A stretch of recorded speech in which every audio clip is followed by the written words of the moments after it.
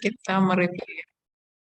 Review itu mengulang sedikit yang sudah kita Giri, Denny, Kiki, Rizky, siapa lagi nih?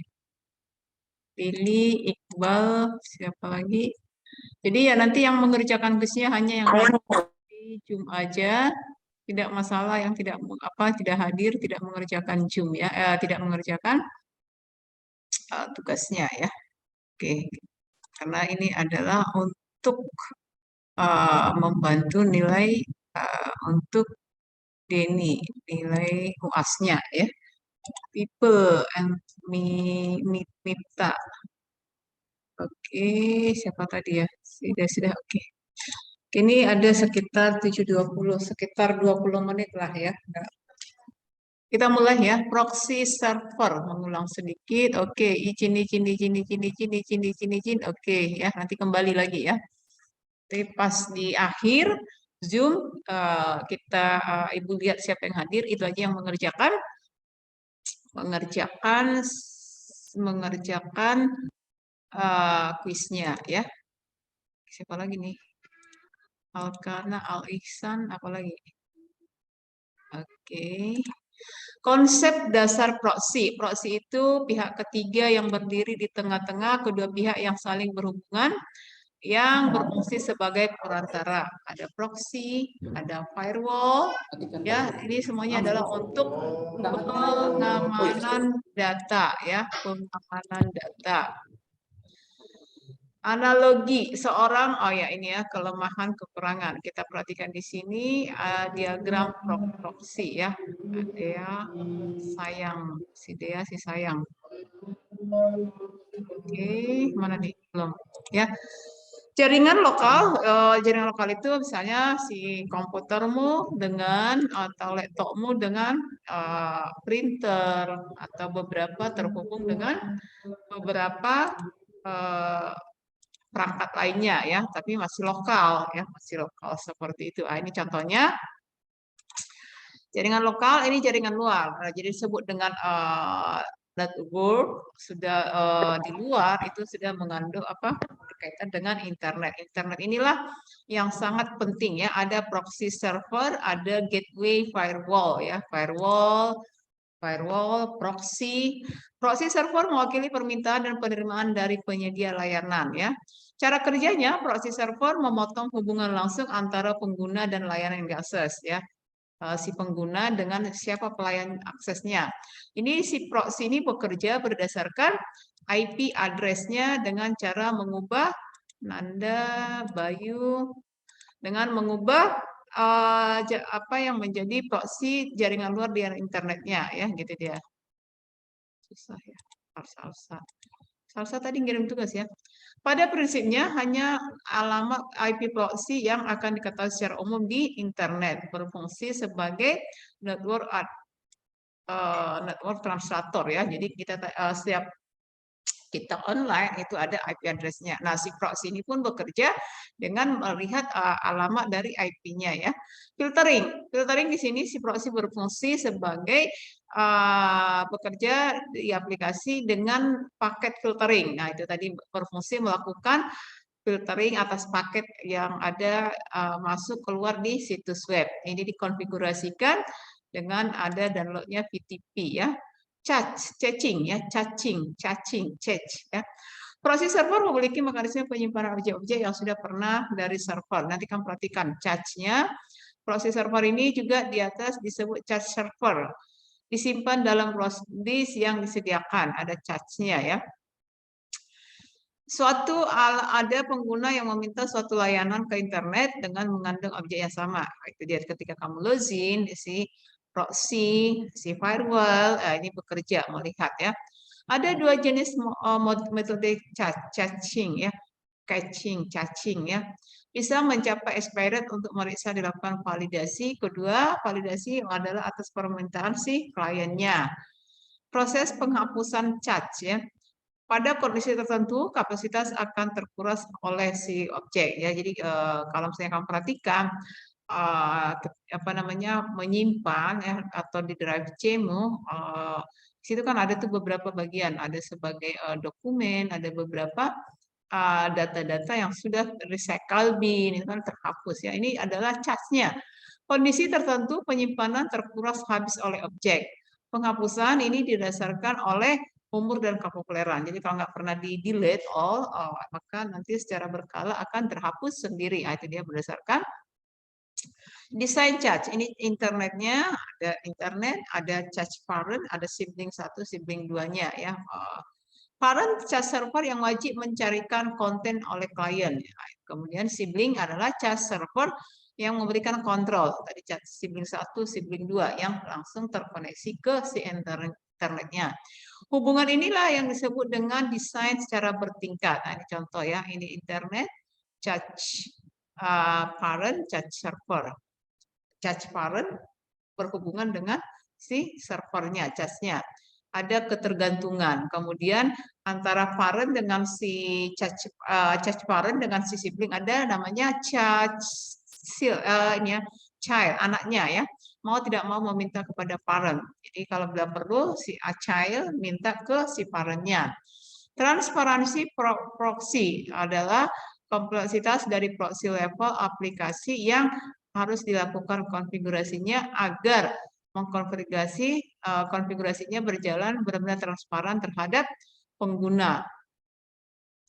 Transparansi koneksi ya, transparansi proxy ini mengetahui tentang keberadaan proxy yang ada pada jalur jaringan. Jadi dibuat transparan proxy-nya. Sebagai contoh di sini adalah membuka hubungan HTTP. HTTP port 80 dengan suatu web server. Contoh kamu menggunakan localhost, ada itu untuk Python, itu menggunakan HTTP di port berapa, kan gitu kan.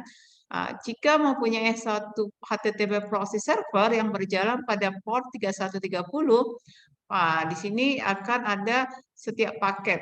Di paket itu ada ini dia dibelokkan ke arah alamat ke proxy server. Ini contoh web server tujuan ya. Contoh tadi di misalnya kamu pakai localhost atau pakai kalau di apa namanya Python juga ada ya port 3130, ini servernya di request.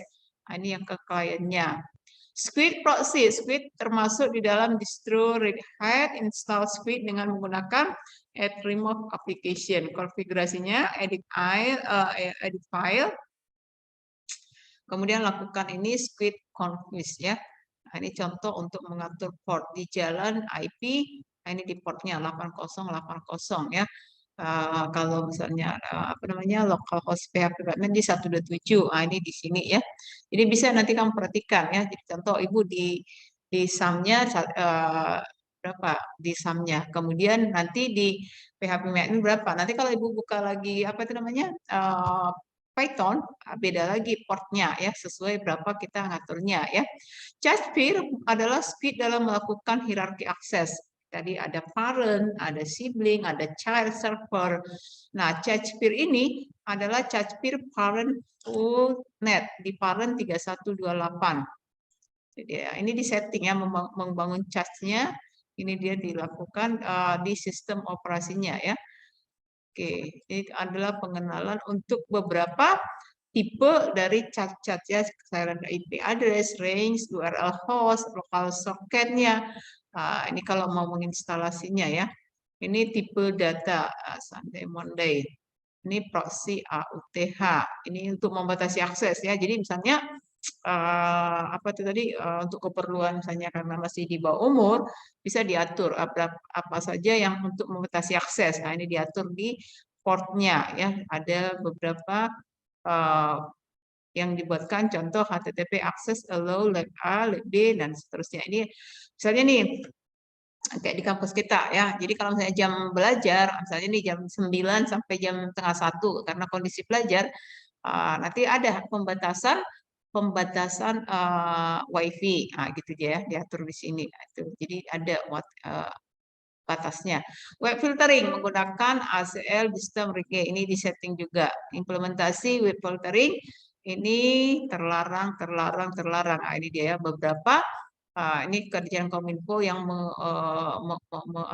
melihat akses-akses yang mana yang harus di-filtering ya. Autentikasi menggunakan ACL proxy, menggunakan option, skema autentikasi antara di situ ada skema parametric children, real squid. Ini dia untuk autentikasi ya. Filter dari file. Jadi tadi filternya ada di web, kemudian ini web filteringnya ini untuk filenya.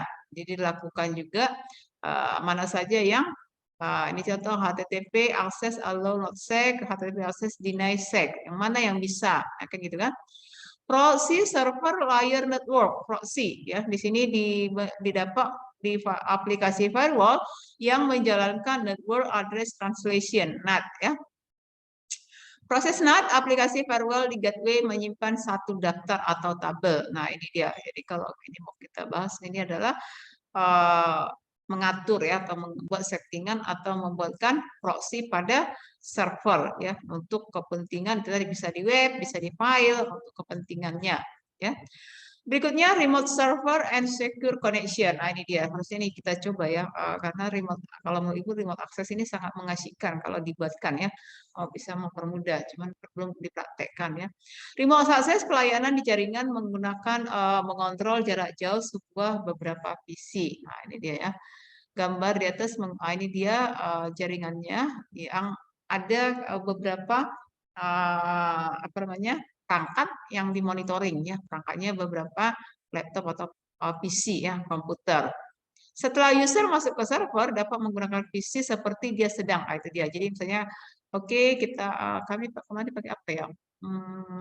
Meremote ya, meremote. Jadi misalnya, oke saya ada kesalahan di program di laptopnya si Sri Syaputri. Nah nanti kita pakai remote access. Jadi ibu nggak usah ketemu si Sri, nanti ini bisa dikerjakan ya, dilihat mana yang kurangnya atau di program bisa digunakan itu remote access-nya ya. Ini menggunakan GUI, Desktop VNC, Remote MCP. Kemudian ini juga menggunakan tool atau software ya, menggunakan Secure Cells. Ini dia untuk autentifikasi proses lama. Jadi nanti kita kasih misalnya nih si Sri tadi mau dibantuin, Sri nanti kasih ke Ibu IP address-nya, nanti Ibu login, ya sama seperti Ibu menggunakan atau saya sedang berada di laptopnya Sri Syaputri, sementara kita tidak saling apa namanya tidak bertemu ya, itu dia caranya. Nah, ini cara kerja prinsip access result ya untuk membuatkan remote access-nya, ambil data, kemudian dikerjakan. Nah, ini dia ya, VNC, secure tanpa enkripsi, VNC, kemudian autentikasi, login, masukkan VNC password-nya. Ini tidak ada autentikasinya. Kemudian ada remote admin, secure tanpa enkripsi, autentikasi remote password-nya. File transfer ya, transfer file. Ini pelayanan pengiriman suatu file ke PC. Sekarang kan bisa melalui Bluetooth, bisa dengan apa lagi ya, menggunakan transfer dia TCP/IP ya, atau menggunakan itu tadi port bisa dipergunakan ya. Panah garis lurus diartikan silent dengan masuk ke server. Nah, ini dia. Nah, ini putus-putus ini dihubungkan dulu, kemudian sudah terkoneksi ya. Ini bisa menggunakan server. Kalau mau sharing file, sharing data, seperti itu ya. Nah, itu dia. Oke. Nah, itu. Ini Windows sharing ya. Jadi misalnya tadi Ibu masuk ke si Sri Syaputri, yang di sharing itu apa? Ada ya tadi IP address-nya, kemudian yang mananya yang bisa mau dikerjakan gitu. Bukan berarti ketika Ibu sudah sharing data atau menggunakan remote access, jadi Ibu luasa cek semuanya, bukan ya. Ada beberapa yang ada batasannya. Penggunaan steganography and watermarking, ini dia ya, steganography ini di keamanan data atau keamanan sistem keamanan, ini bisa digunakan di citra atau pengolahan citra. Steganography sudah kita bahas, yaitu menyampaikan pesan atau manipulasi dengan menggunakan teks, audio, atau gambar, watermark ya. Ada itu, nanti kamu baca teknik-teknik membuat watermark, bagaimana melakukan steganografi ya, ada perhitungannya sedikit ya. Ini embedded message, hidden text disembunyikan, cover object, kemudian stego object. Ini sudah kita bahas untuk steganografi yaitu encoding ini dilakukan stego text, maka nanti ada decodingnya di hidden.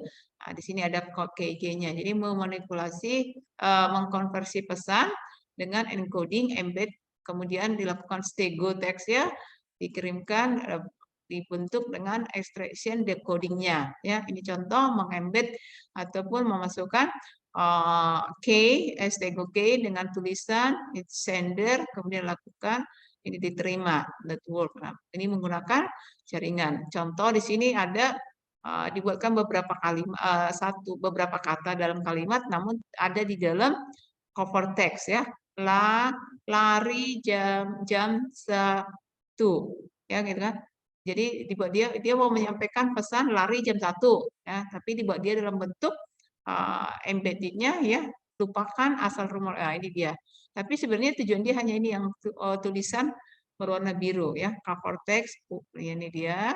Sedangkan lari jam 1-nya di hidden, ditutup ya. Nah, ini dia. Mau di pesannya hanya ini aja. Ini tadi yang mau dikirimkan, cover text-nya yang ini yang tulisan merah, hidden ini adalah tujuan ataupun yang mau disampaikan. Stegonya adalah kalimat lengkap ya. Nah, yang biru yang mana, yang merahnya mana, dan tujuannya apa. Nah, ini steganografi ya. Ini hidden, ini untuk picture atau citra ya, melakukan steganografi. Apa beda steganografi dan kriptografi? Kriptografi ciphertext, plain text ya, itu dia. Sementara tadi ini adalah si steganografi ada disembunyikan ya, sementara kripto itu isinya ya bisa misalnya saya menjadi ayah, gitu kan, ada beberapa atau decoding dibuatkan dalam bentuk konversi bilangan binernya. Ini contoh untuk watermark ya, dan ini perhitungannya. Memang kalau kriptografinya itu menggunakan metode teknik yang digunakan special time domain, frequency domain, dengan metode LSB special domain ya. LSB dengan dikonversi ke bilangan biner, kemudian ditunjukkan yang mana least significant bit, MSB-nya adalah most significant bit. Nah, inilah yang dikonversi baik satu lebih tinggi untuk membuatkan itu tadi ya, untuk cover objek citra. Ini memasukkan encodingnya ya. Digital watermarking menyisipkan informasi pada digital. Ini dia ada beberapa contoh. Ini caranya menyisipkan pesan pada citra ya, original, embedding, kemudian lakukan markingnya, kemudian distributed, ini dites hasilnya.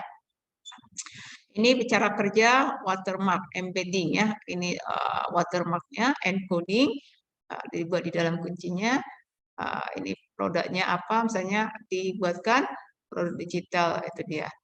Selanjutnya adalah fitur-fitur watermark. Ini ada beberapa yang bisa digunakan untuk watermark, imperceptibility, robustness, non-programmable, unforgettable ya. Nah, ini adalah beberapa penggunaan watermark ya. Contoh ini di embed, visible, ini yang ada remove-nya ya. Jadi ini sebenarnya visible watermark-nya, ini udah nggak ada lagi. Ini juga mengandung watermark ya.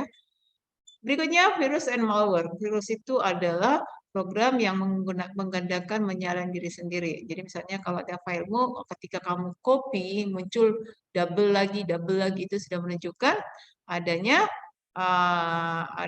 virus ya, atau tadi bisa juga bentuk hidden ya. Namanya aja ada ya, misalnya kamu simpan filenya satu doc gitu ya. Nah, filenya ada, tapi ketika diklik atau mau di open tidak ada isinya ya. Jenis virus ini udah umum ya, kamu ada worm, trojan, backdoor, spyware, rootkit, polymorph virus, rootkit, virus yang bekerja menyerupai kerja sistem komputer yang biasa saja. Spyware yang memantau komputer yang teraksi, ke backdoor sama dengan trojan, worm, ini duplikasi ya. Jadi ketika kamu ada file yang berganda, setiap kamu misalnya menggerakkannya atau kopinya muncul jadi 5, menggandakan itu sudah merupakan menunjukkan kena virus. Rogue atau rogue program antivirus menampilkan aktivitas layanan antivirus. Metamorphic virus ponsel, ini juga ya, ponsel juga bisa apa namanya menyebarkan virus ya.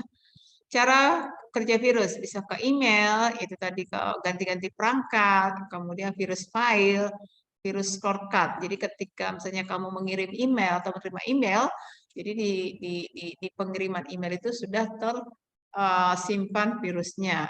Bisa ya, virus Trojan melakukan satu hal yang mengganggu program tapi tidak merusak. Dia apa namanya melakukan serangan tapi tidak merusak seluruhnya ya, hanya programnya. Virus file. Ini contoh stealth virus menyembunyikan diri, cara membuat sebuah file yang terinfeksi seolah-olah tidak terinfeksi. Ya, ini yang bahaya ya. Jadi seakan-akan tidak ada bahaya ataupun tidak ada virus, tapi dia bisa karena itu tadi ya ketika di scan atau ketika di apa namanya dilakukan antivirus dia nggak terbaca. Nah itu dia virus makro. Ini ada di menginfeksi. Oh iya, kenapa office saya tiba-tiba kayak hilang-hilang atau apa merah-merah gitu kan? Nah, ini bisa mengganggu atau menyerang si Word dan Excel ya. Kriteria virus itu untuk mendapatkan informasi, memeriksa suatu file, menggandakan ya. Jadi satu untuk memang bisa mengambil data, tapi memang bertujuan ada yang mendapatkan informasi baru. Kemampuan menyembunyikan diri. Nah, ini yang paling berbahaya. Jadi si virus kita tidak melihat ya. Kalau yang lain kan Trojan misalnya ada yang bisa kita lihat perbedaan kalau yang normal atau ketika si virusnya bekerja di laptop atau di PC bisa terlihat. Nah, siklus hidup virus komputer ada dormant phase yang ini belum aktif, propagation phase sudah menyebar, triggering phase fase aktif. Ini dia ya yang kalau nggak cepat di apa namanya kalau kamu nggak sering menggunakan antivirus ataupun nanti semua filemu kena ya hilang nggak filenya ada tapi bisa dibuka contoh seperti itu. Execution phase fase mengeksekusi ya. Caranya penanggulangan virus tadi ya install antivirusnya, kemudian kamu dengan sering-sering melakukan scanning ataupun menggunakan antivirusnya ya. Jenis antivirus, nah, ini banyak antivirus yang telah dibuatkan. Ini ada linknya, bisa ini Ibu buka dari sumbernya ya. Malware, ini di keamanan komputer sudah dibahas, keamanan jaringan juga sudah, apa saja malware ya virusnya.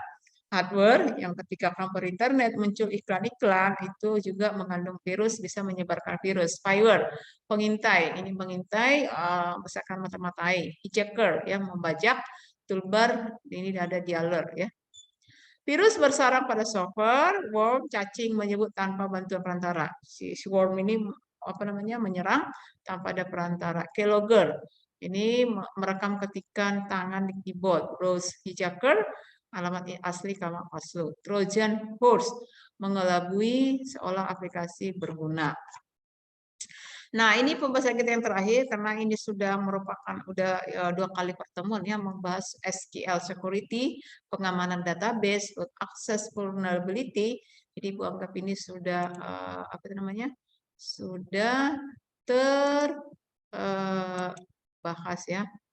Oke, mana nih partisipannya? Kita lihat dulu siapa aja. Oke, sebentar ya, kita lihat. Nah, ini nih kita tutup mengerjakan sebentar. Kita ada kuis ya, tapi untuk kuis ini diberi waktu mengerjakan sampai hari Minggu jam 8 malam. Ya. Tujuannya apa? Supaya kamu nanti mengisinya benar ya jawabannya. Kalau mata kuliah ini kan bukan Ibu yang menjadi dosen apanya pengampunya atau dosen koordinatornya. Jadi bisa saja soal nanti karena Pak Penda nanti soal bisa beda ya. Tapi ini akan sangat membantu untuk penilaian UAS-nya. Jadi kalaupun nanti soal UAS beda sekali dengan yang ini, jadi kamu tidak usah apa ya karena ini adalah mana tadi soal UAS. Oke. Coba ya ini bisa dibaca.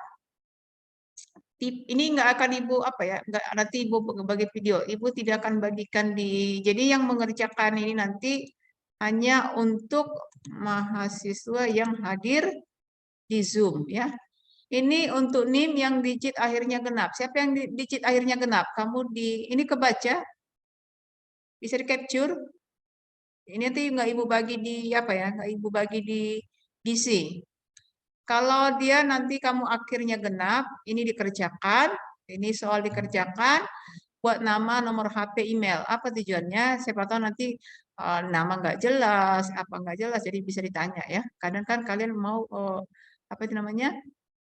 Mengerjakan lupa nama seperti itu kan, ada dia lupa menyebutkan beberapa apa namanya identitasnya, jadi bisa dihubungin ya. Jadi biasakan lengkapi nomor HP-nya. Nah ini itu tadi ya, ini bisa diketik, bisa juga ditulis tangan, diserahkan di email aja ya. Diberi waktu sampai hari Minggu jam 8 malam. Ini untuk yang mahasiswa. genap aja, Bu. Ya, ini genap. Udah, kalau udah biar kita Ya. lanjut ke bawah, karena Ibu nggak akan Ibu bagi nanti di isi. Ini untuk yang Genap. ya, yang digit terakhirnya adalah yang ganjil, NIM-nya ya. Nah, ini dia. Ini setelah ini bisa dikerjakan, tapi batas pengumpulannya apa itu namanya? Diberikan sampai hari Minggu ya. Yang lainnya kamu tambahkan, misalnya nomor 1 ya. Cantumkan dulu pertemuan berapa. Apakah pertemuan 5 baru jawab. Nomor 2, 3 dan seterusnya. Cantumkan dulu pertemuan kira-kira ini ya, spek ini ambil semua dari modul, jangan ambil dari luar. Jadi harus kamu pastikan ini di modul berapa. Nah, kamu bukalah RPS ataupun modul yang dibagikan oleh Ibu ya dari awal pertemuan. Nah, itu dia. Ini untuk yang ganjil, ada 5 soal. Cantumkan dulu ini termasuk materi pertemuan berapa, kemudian jawab. Ini Ibu kasih keringanan bisa diketik ya, dikirim di email ya. Ini boleh diketik, boleh ditulis tangan. Nah, itu dia. Ada pertanyaan? Sebelum kita melihat siapa aja yang hadir. Jadi yang hadir ini aja yang mengerjakan ya. Kalau yang tidak hadir tidak usah. Nggak masalah buat Ibu kalau nggak mengerjakan. Itu dia. Ini ada 32, ikut Ibu 31 berarti. Ini aja yang hadir ya. Jadi yang hadir ini silakan di capture mana aja yang apa namanya? Yang kira-kira kamu mau yang mana? Yang nemu digit terakhirnya ganjil kah atau yang genapnya? Ada pertanyaan? Risma, Alkana, siapa lagi nih? Sayang, Giri, Dedi, Anggun, Penny, Nora, Abdillah. Kemudian berikutnya, ini ada tugas nggak? Tugas perorangan dikirim? Nggak ada? Untuk UAS? Nggak ada? Sarah, tadi siapa ya? Sarah ya? Bagaimana, cukup? Cukup jelas soalnya? Halo, cukup? Oke, kalau sudah nanti kamu yang kurang mengerti, yang nggak paham, kamu lihat di videonya ya. Kalau mau dibesarin nanti kelihatan nggak ya? Ibu nggak akan bagi soal di share ya, di apa, di ngisi nggak ya? Nanti bagi yang ada 32 orang yang hadir ya, silakan dikerjakan untuk kuis ya. Bagi yang tidak hadir tidak masalah, tidak dikerjakan, tidak usah dikerjakan ya. Nanti kita lihat aja nanti penilaiannya ya, kuis berarti yang dianggap 0 ya, karena tugas-tugas untuk Ibu ingat untuk kelas ini tidak ada. Ada tugas? Tugas pribadi secara UAS ada? Ada kayaknya ya? Ada? Tidak ada? Ada, lupa Ibu, di kelas ini ada. Mana tadi ya? Ada? Tugas secara UAS ada? Halo?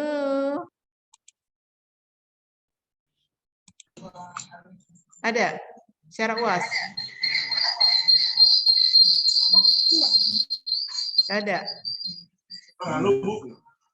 Ya. Cukup hari ini?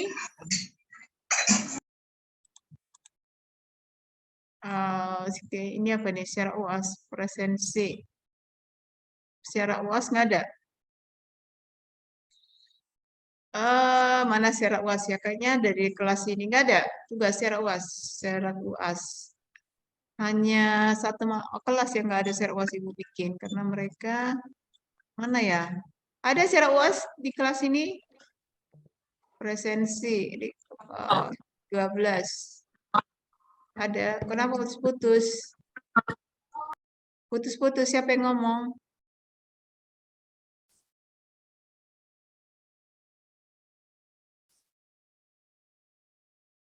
Oh, yang ini aja ya, yang ini yang dikerjakan ya, bagi yang tidak itu share UAS-nya. Oke, ada pertanyaan lagi? Kalau tidak ada, silakan dikerjakan kuisnya, tapi bisa dilengkapi, mungkin kamu kerja atau apa, dilengkapi sampai hari Minggu, ya. Cukup? Halo? Kita kembali ke gizi kalau Putus-putus, tidak. Bu, putus-putus. Oh ya, karena di ruangan mungkin ya. Oke, dikerjakan soalnya cukup kalau begitu ya.